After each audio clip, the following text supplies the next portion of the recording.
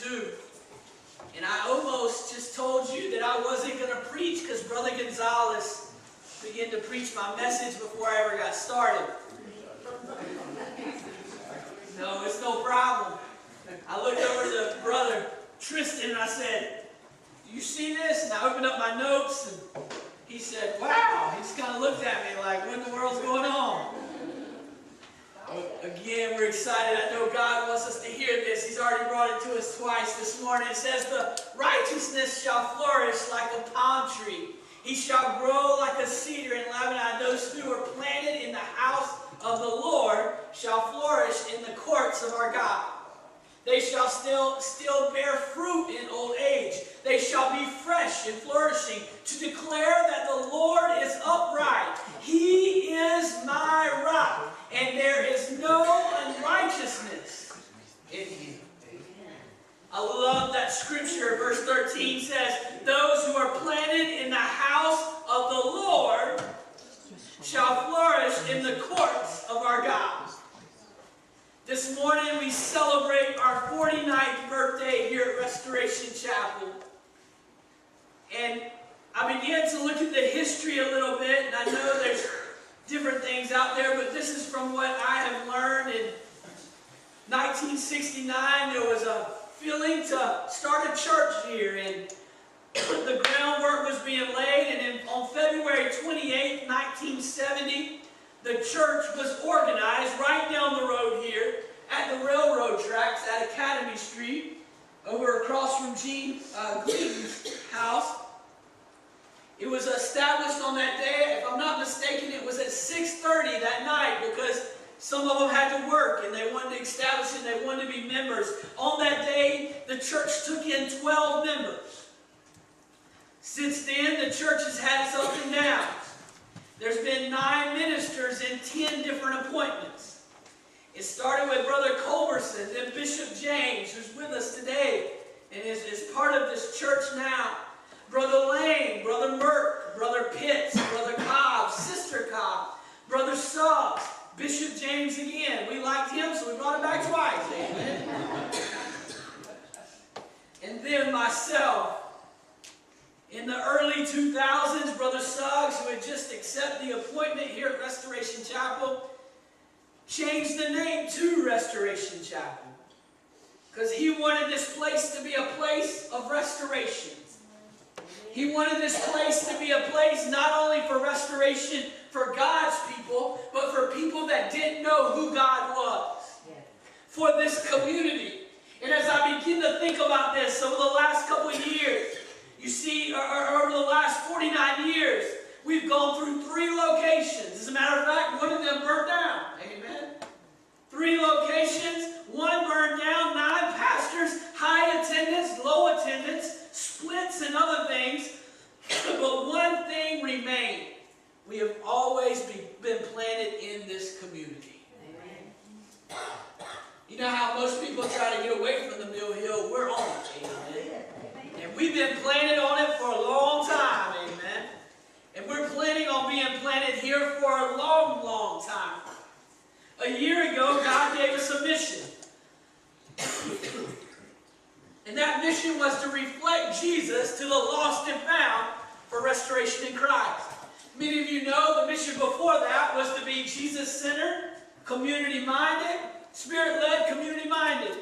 Before that, our mission was God loves you. Y'all remember that one? God loves you and we love you too. Amen. Our mission has changed over the years. But we began to look at this, reflect Jesus, and in 2019, God brought up this word impact. Amen. And our vision for 2019 is to live a life of impact. To live a life of impact. And with that, we found this verse in John 15 and 16. And some of you should know this by heart now. "You did not choose me, but I chose you and appointed you that you should go and bear fruit, and that your fruit should remain, that whatever you ask the Father in my name, he may give to you."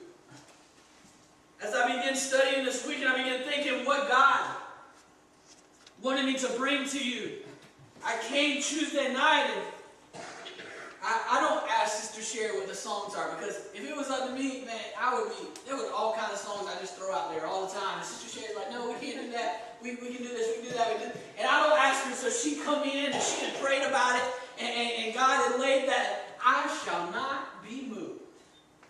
Have you ever met somebody that's stubborn? Amen.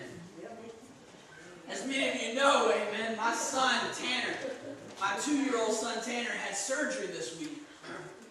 And they told us it was a surgery that was very crazy surgery. What happened, they had to put him to sleep. They actually had to give him an epidural in his back to make sure his legs were numb. And we were back there, when we walked back there, we seen him, and he was laying there, and they had him hooked up to things, and it was hurtful when we saw him, because it's like, oh no, my son is laying here. And then he woke up. And my son, whose legs were numb, was trying to get up and walk. And he was trying to move, and he was trying to crawl across the bed, and all I could do was hold him and walk around the hospital to try to calm him down. And so I got him back asleep, and then he woke up again. He started feeling his legs, and he wanted to walk again. And they told us that he wouldn't be able to straddle anything. He wouldn't be able to pick his legs up high. Well, my son is stubborn. When we got home, he began to run, amen. He began to straddle things, amen. He began to climb things, amen. And you say, hey, did it hurt? And he's, no. And you say, don't do that, and he'd still keep doing it. And I told him he got that from his mama, amen. But you see, stubborn people understand they won't be moved. They understand you can't tell them, hey, somebody's going to get this. You can't tell them what you think of them, because they know what they think of themselves. You see, some of you have been told that you can't come out of sickness, and God has brought you out of it. Some of you have been told that you can't be saved, but you are saved. Amen. Some of us told that this church wouldn't be here 49 years later, and we're still here. Amen. Some of them says that you can't do this and you can't do that. But a stubborn person says, I have been planted, and I shall not be moved. Amen.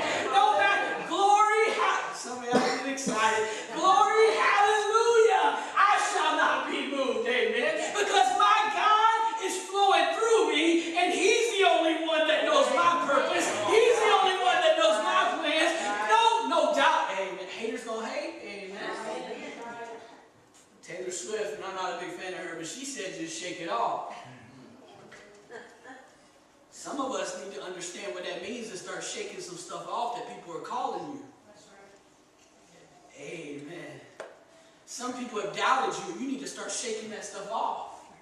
You need to start getting rid of that, amen? Because God has called you for a bigger plan than you ever thought you had in your life. He says you have potential. You have purpose. He loves you, amen?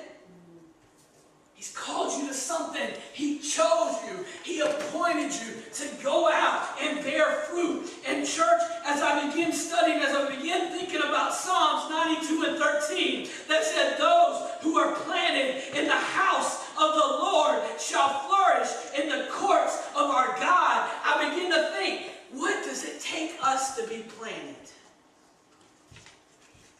What does it take us to be planted? You see, not those who go to church, but those that are planted.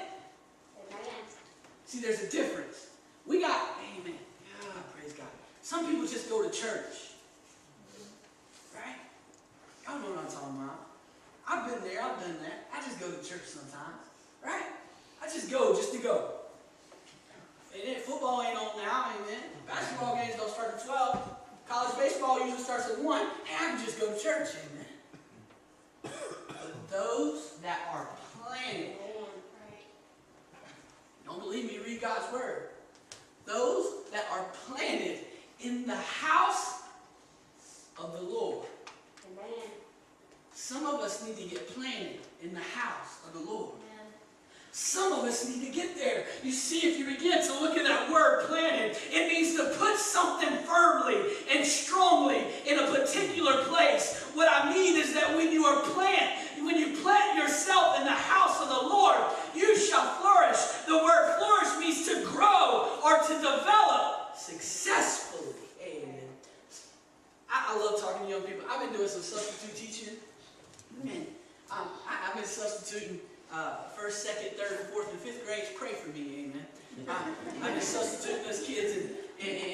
I love it. Sometimes I ask them, what do you want to be when you grow up? Amen. Because that's just fun. Because especially with those type age, because you get people like, I want to be a football player. Amen. I had one kid say, I want to be Superman.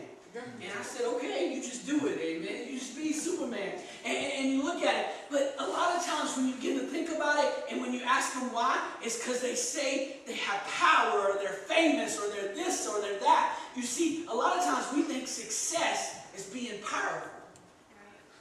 We think success is having money. We think success, and don't act like I'm not the only one that thinks this, amen. We think success is having a name, amen. Nowadays, we think success is having a bunch of people follow us on Twitter or Facebook or Instagram. We think success is when we post something, we get a bunch of likes from it. We think success is something that everybody else puts on us. But success is growing in the presence of God. Not growing in numbers, but growing in the presence of God. You see, when you grow in the presence of God, more people will come. Some of you got to get that, amen. Some of you want your kids to get saved, well, then you need to grow in the presence of God a little bit more. Amen. I'm not saying you're not there, but listen, we're not fully mature until we get to heaven, so you need to keep growing, amen. Grow in the presence of God. When they see the presence of God on you, they'll come looking for what it is. Right. Some of us need to be planted. Some of us need to be planted so we can flourish.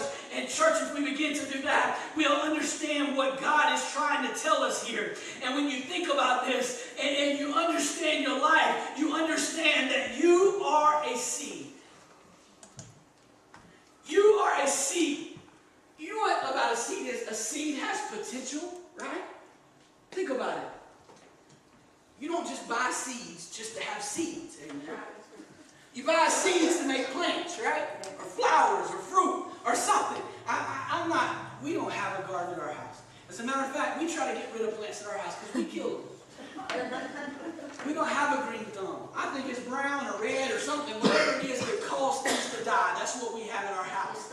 But we sometimes want to make our house pretty, so we go buy stuff. We don't buy the seeds because we don't know how to grow anything really good. So you know what we do? We just go ahead and buy the whole plant. And we'll put it down and we'll try to water and we'll try to do this. But I couldn't find out, if you're the one planting the seeds, you have more interest in the plant. Because you think that plant, that seed's going to have potential with it, right? So you put that seed down, and just like our lives, God has made every one of us a seed. And listen, you're going to be planted somewhere. Right.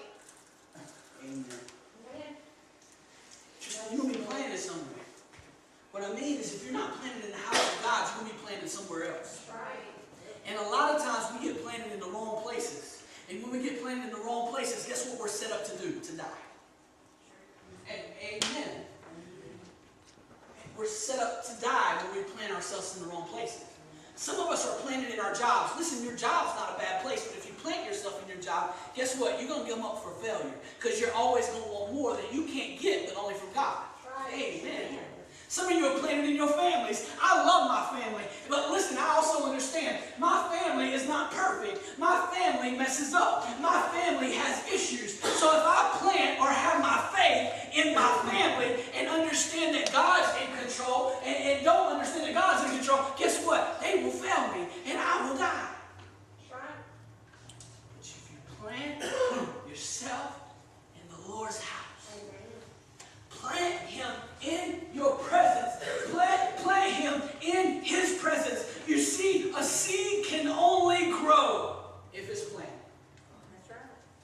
Did you know that? That's right. Have you ever bought seeds and you put it up somewhere and then you didn't find it for like 3 years later? Did it grow a plant? No. You remember that old thing they used to take, don't eat the watermelon seeds. Y'all know, y'all probably even said it sometimes. Don't eat those watermelon seeds, because you eat those watermelon seeds, it's going to grow a watermelon in your stomach. As a kid, I was scared to death. I would not, if that thing would get, I would try to choke myself to get that up, because I did not want a watermelon growing in my stomach. And now I think it already has. It's ready to go right now. But I couldn't find out that if you don't plant a seed, it won't grow. So you know what happens a lot of times? when we don't plant our seed in the right soil, it won't grow. As a matter of fact, Jesus began to talk about this in Matthew. In Matthew, he says this. He says, then he spoke many things to them in parables, saying this, behold, a sower went out to the sow. And as he sowed, some fell by the wayside, and the birds came and devoured them. Some fell on stony places where they did not have much earth, and they immediately sprung up because they had no depth of earth. But when the sun was up, they scorched, and because they had no root, they withered away. And some fell among the thorns, and the thorns sprang up and choked them. But others fell on good ground and yielded a crop, some 100-fold, some 60, some 30. He who has ears to hear, let him hear. He's telling us, church, if you plant yourself in the right place, fruit will show up. Amen. Not any kind of fruit, but good fruit. Fruit that remains. Fruit that he chose you to produce. And church, if we will allow ourselves to be planted in the house of God, he will make sure that your fruit will remain. Yes, it does. See, there's something really, really important about fruit. Because fruit, I love it. Because Sister Gonzalez preached to me at her funeral. Because as we were at the funeral, we was talking about this seed, and we was talking about an apple tree, and we talked about how that tree will be there, but the fruit, what does what? It falls off the tree, amen? If the fruit stays on the tree too long, what does it do? It rots, amen? But it has to fall off the tree, and when it comes off the tree, then it meets others, and it grows. Listen, church, some of you got to let go of some fruit. Amen. Some of you are holding on to your fruit. So, amen.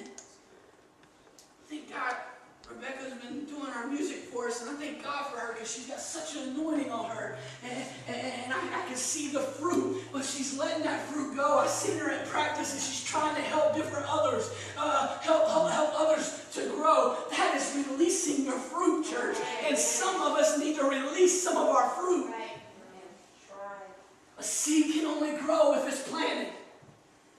Now, once you're planted, I want to let you know this, and this is not on my notes, this is not on the slide, but you better take care of that seed. That's right. That's true. Some of you are trying to water your plant with everything but the Word of God. True. Go out there and plant a tomato seed. Is that what they call it? Tomato seed? Okay, tomato seed. Just make sure. Plant a tomato seed, and then go out there and try to water it with Coca-Cola. Water with some Sprite. See if it grows.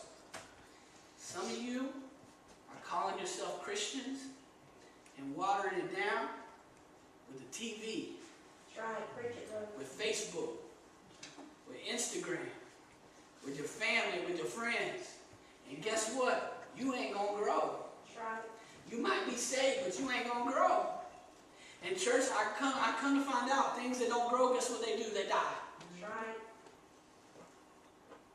Got to water it with the right stuff. You got to let the right sun come a part of it. You know the Son, Jesus Christ the Son, you got to let him be a part of it. Amen. Because if it's not a part of it, if it doesn't get the right light, then it's not going to grow. Amen.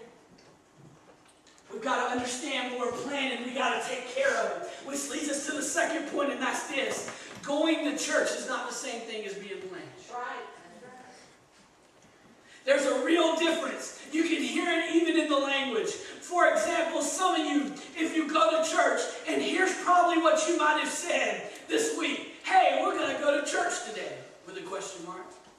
I'm kind of thinking we're kind of busy. There's a lot going on. There's a game. We're kind of tired. And you know, can we go out to that restaurant we kind of like? And you know, kids, I'm not sure what we're going to do. Or are we going to go to church? Church, listen.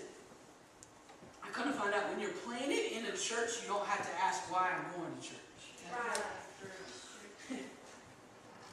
Right? You don't have to ask that anymore. And listen, I know you can get Jesus at home. I understand that. But the Bible puts an emphasis on the local body of Christ.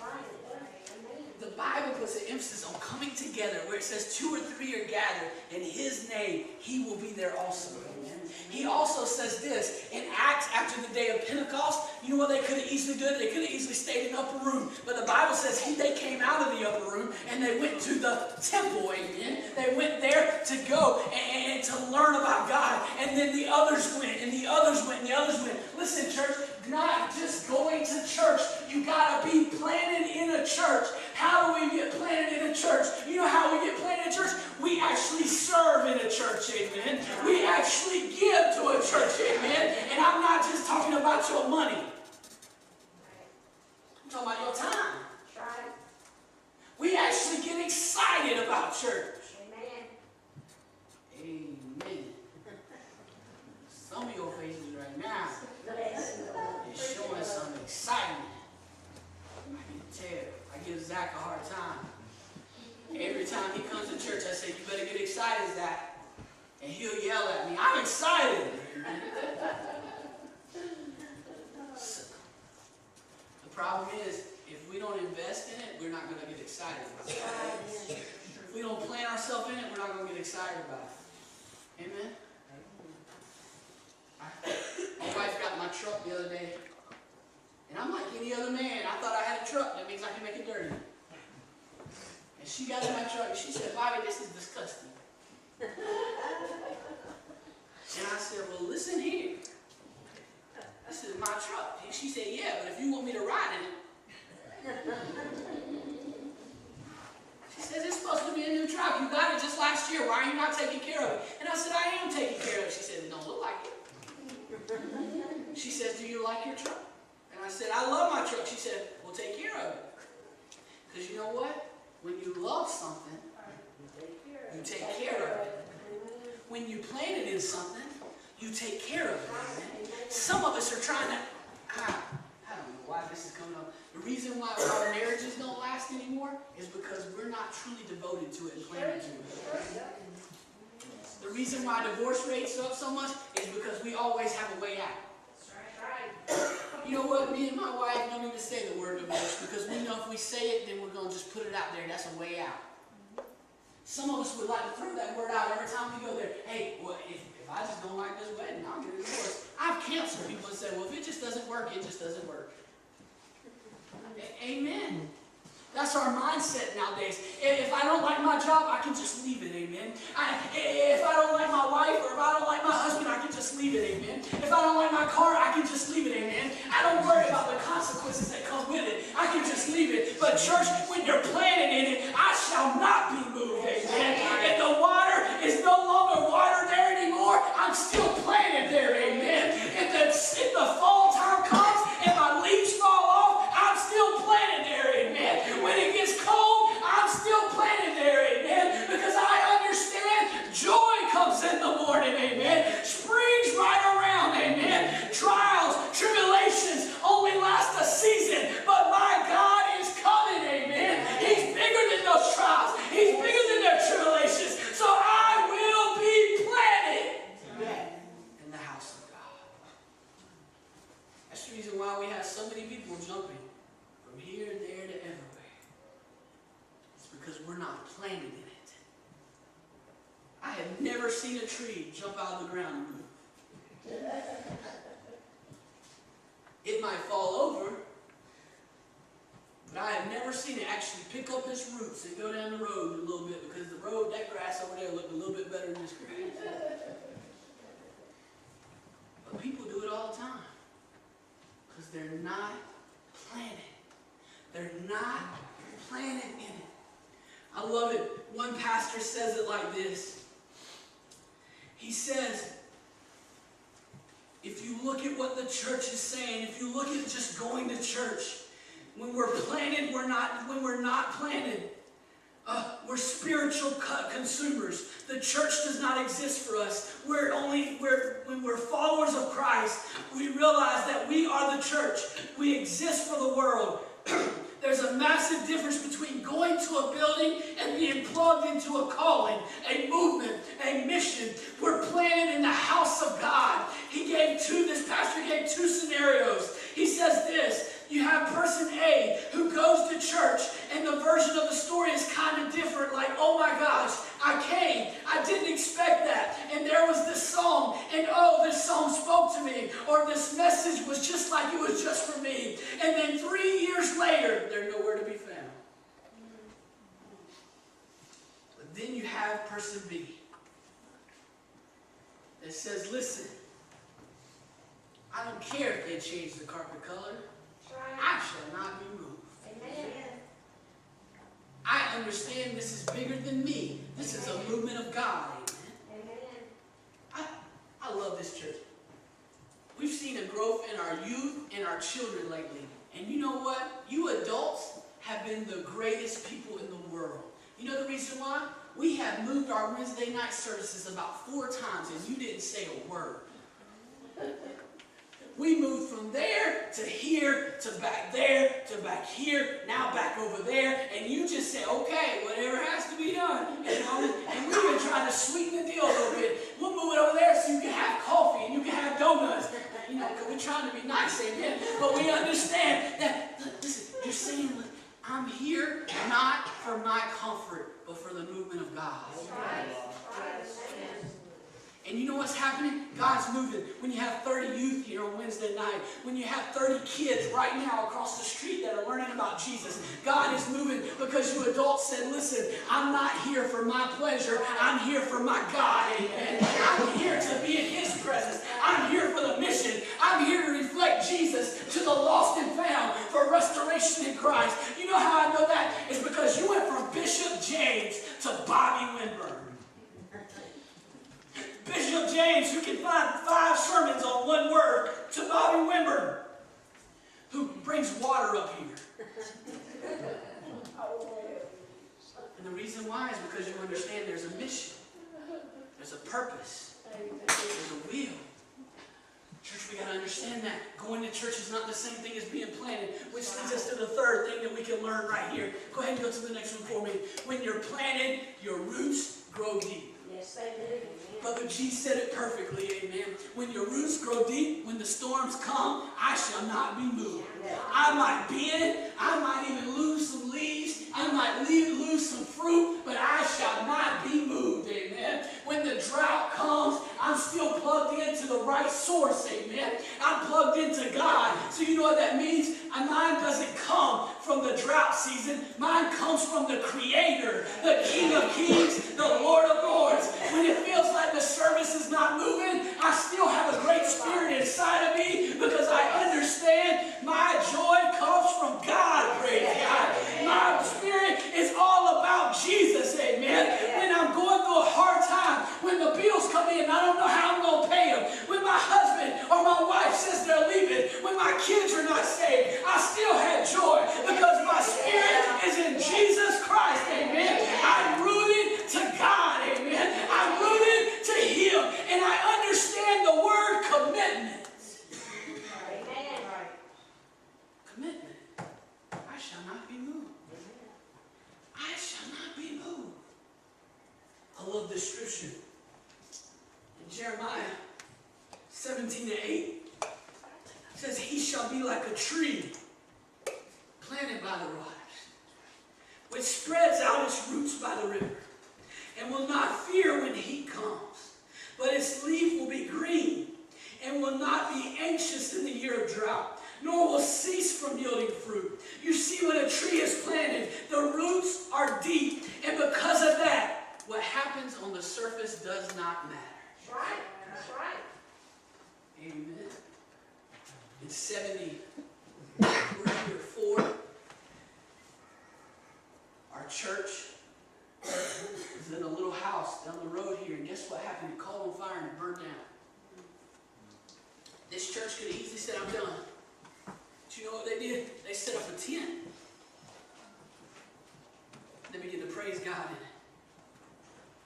in it. In 2000, this church was, I don't mind telling you this church was $5,000 in the hole. That's all we had, $5,000. We owed $5,000. This church could have shut the doors. You know what they did? They stood and fought. And guess what? We're where we're at today because of it. Amen. In 2006, right around 2005, 2006, there was only about 12 people that was coming to this church. You know now, we average about 100 people every Sunday, 12 to 100 in about 10, 15 years. That's pretty good, church. That has nothing to do with who is here. That has people planted in the house of God and God moving through those people, amen. There's some people that are here that we couldn't do church without them, amen, because they have been planted here no matter what, amen. They were planted here in the good times, they were planted here in the bad times, but they said, I shall not be moved, amen. Some people called them crazy, some people called them stubborn, some people said they're just going to shut that church down, but you know what? This church is flourishing, amen, because of those that stood in the house of God. Now we need a next generation that's going to put their roots down, amen. It says, listen, I don't care what the world says about us. I don't care how they look at us. I don't care how they look at the Mill Hill. I don't care how they look at Williamston or Pelzer or West Pelzer or Shedder or Belton. This church is going to stand for Jesus Christ. And if the whole world comes crashing down, we shall not be moved, amen. Our roots are right here, and we believe God's going to take care of us. I shall not be moved. When you're planted, your roots grow deep. And whatever happens at the surface doesn't matter. I come to find out there's some trees in the wintertime that have to be cut back. They have to be cut back almost down to the roots sometimes. When I lived at my other house, there was I don't even know what kind of bush it was. And I told my friend, you cut that bush down. And he cut it down. I was so excited. We put mulch over it and everything. We were so excited about it. And next spring, you know what happened? Stuff started growing again. I told my friend, I thought you cut that down. He said, I did cut it down. I even sprayed it. And I said, well, it's growing back. Cut it down again. He cut it down again. You know what? A couple months later, it started growing back. It got to the point, you know what I said? Just let it grow. If it's going to fight that hard, let it grow. God is letting you grow. The devil's trying to cut you back. He's trying to knock you down. He's trying to cut you at the surface any way as possible. But if your roots stand strong, you gonna, every time you get cut, you still gonna grow, amen. Every time they're gonna try and knock you down, you still gonna grow, amen. You still gonna grow. That's the reason why we have to cut grass so much. You cut it, but if you don't take it down all the way to the ground, guess what's gonna happen? It's gonna grow right back up. And church, this Restoration Chapel, this movement that God is calling us to here in Williamston, South Carolina, we might be cut sometimes, but we're gonna keep growing, amen. Because our root is in this town, in this community, in Jesus Christ. And when our roots in the vine, when our roots in Jesus, He'll make sure we continue to grow. Yes, He does. Amen. Which leads us to the last thing. When you're planted, you will produce fruit. Amen. When you're planted, you'll produce fruit. If you take an apple tree and you cut the limb off, it doesn't matter how alive that limb is, when you cut it off, guess what happens? It won't produce fruit anymore. But when it's planted, that's when it produces fruit. That's right. When it's planted, that's when it produces fruit. You see, church, this world is looking for a change. Yes, it is. I love what the song says. It's called The Church, and I've mentioned it many, many times. We are the change the world is waiting for. Yes, we are. We have a love that they've never seen before. Now's the time for us to rise and take the streets and show that mercy is still alive. Church, God wants us to take the fruit out into this world, but you've got to be planted before you can show that. Got to be planted. Say that to say this. We're in year 49 you know what happens in year 50? See, in the Bible, at the end of year 49, when it's 7 years, when it comes to that, you know what happens? It's time for Jubilee. You know what happens in Jubilee? Our 50th year is coming up, amen. We're already on track for our 50th year. You know what happens in 50th? The Israelites and those beginning in year 50 was the time of freedom. They were let go of their debts. They were let go of things that they were supposed to be hung on to. In that 50th year, they were changed like they'd never seen before. And you know what, church? God is calling us to a year of freedom, but you got to produce the fruit today. We're honoring the past. We're celebrating today, and we're preparing for Jubilee that's coming on. We're honoring what God has done. We thank Him for what He's done, the good and the bad, because in the good times we celebrate, in the bad times we grow. We honor all those things, and then we celebrate what's going on today, amen. We celebrate that you're here this morning. We celebrate how God loves us, amen. We celebrate that we are a tree standing by the water, and we shall not be moved. We celebrate that today, but as we honor and as we celebrate, we prepare, because freedom is coming, amen. Freedom is on its way, amen. Freedom is, and listen, I'm not talking about just the 50th year. I'm talking about when you let Jesus in your heart. Freedom is here, amen. Healing is here, amen. And all we got to do is accept what God has done. Plant ourselves in His house and produce the fruit that He's caused. Galatians 5:22 gives us some fruit to produce. And I asked the pastor this, and I got some weird looks. Because we are Pentecostal. Yes, we are. Praise God. We're Church of God in Christ. Amen. We were built by a mountain man that was up on a mountain. He began to pray and seek God, and the Spirit of God hit him, and he began to speak in other tongues, and God delivered a message to him. And when God delivered a message to him, he started a movement like we've never seen before.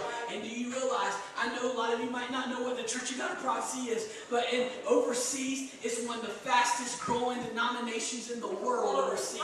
And you know what we begin to do? We begin to think about how great that is, and I love the gifts of the Spirit. But I asked the pastor this the other day. Some of us are so worried about the gifts, we forget about the fruit. That's right. That's right, brother. Preach it. Good.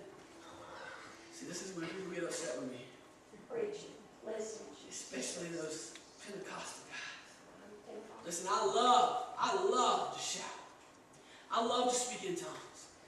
I love the prophecy that's been given. But you know what? It is sad that most waitresses ask for Sunday off. And you know the reason why they do that? It's because church people don't have any fruit.